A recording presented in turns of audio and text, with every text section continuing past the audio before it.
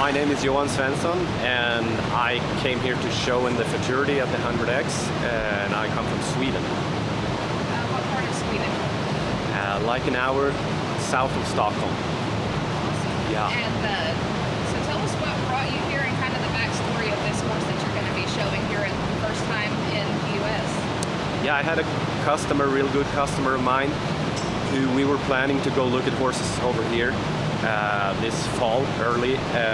Then I got hooked up, so I couldn't go, so I sent him over by himself with his wife, and I sent him to Sebastian Patrol because I trust him really well.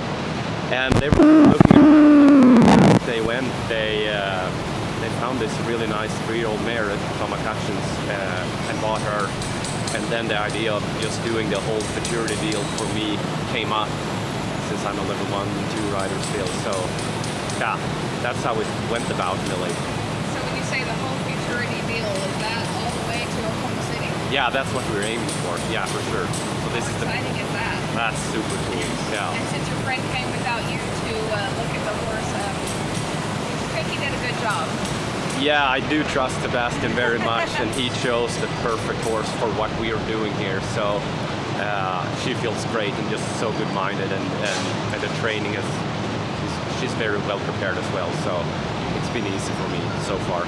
You know, the showing part can always be. So tell us about yourself and your backstory and how you came to know Sebastian Patrol 20 years ago. Yeah, I'm native Swede, and my family has been into horses 4 generations back. And when I was, I think 13 or something, I just decided I want to be a cowboy and I wanted to be a reining horse trainer.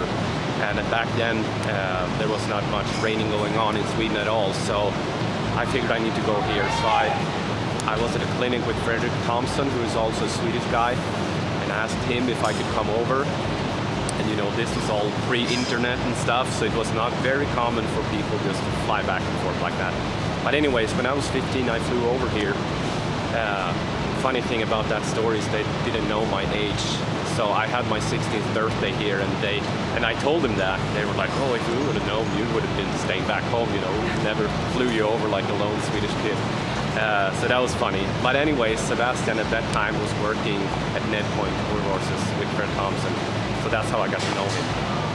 And what are the plans for this filly after Oklahoma City Futurity? We are kind of looking into maybe bringing her back to Europe, because the big futurity year is when they're 4 in Europe. So that would be a cool thing to do. Just taking the best parts out of both continents, really. For sure. Yeah. What a background that filly's going to have. Yeah, it's a pretty cool story.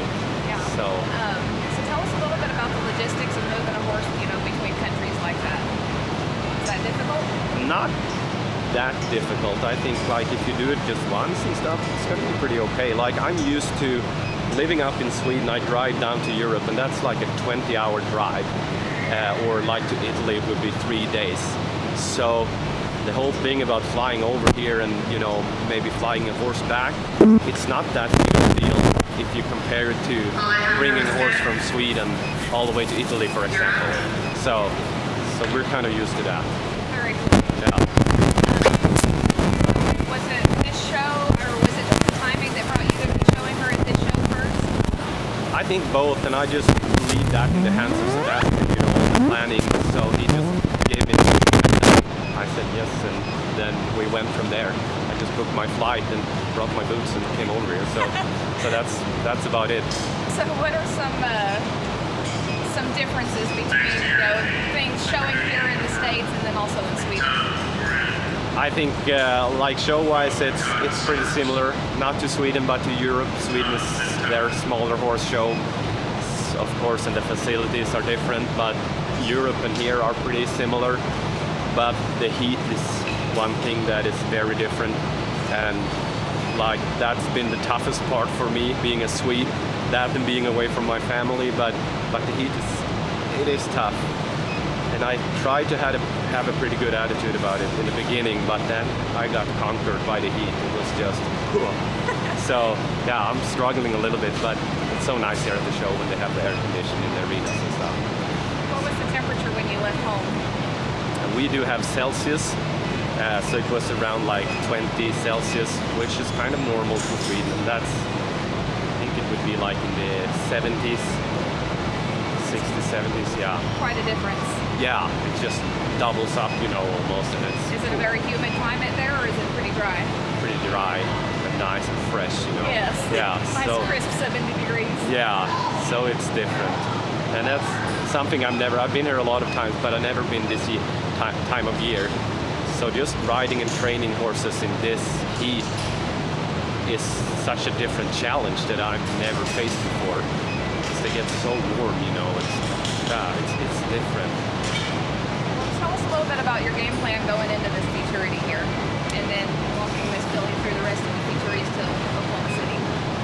I just feel like she's well prepared and good-minded and really like simple in all the maneuvers.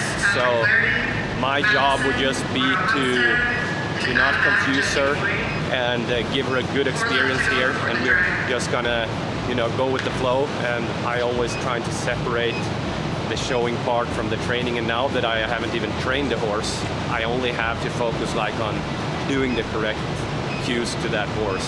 So that will be my goal, to show her in a good way that represents her well, because she's such a nice horse. And I also need to mention the owner, Svensson, who is pretty new to the reining. He's been into reining horses for 2 years, and maybe that's why he's doing this cool stuff, you know, that no one ever really done before. So he's just a great guy with a little bit of a different perspective on the whole horse industry, since he's so new, but it's just so cool. Yeah. Well, I wish you guys the best of luck on your trip to Oklahoma City, and we'll be looking forward to seeing how well you do. Thank you very much. Thank you.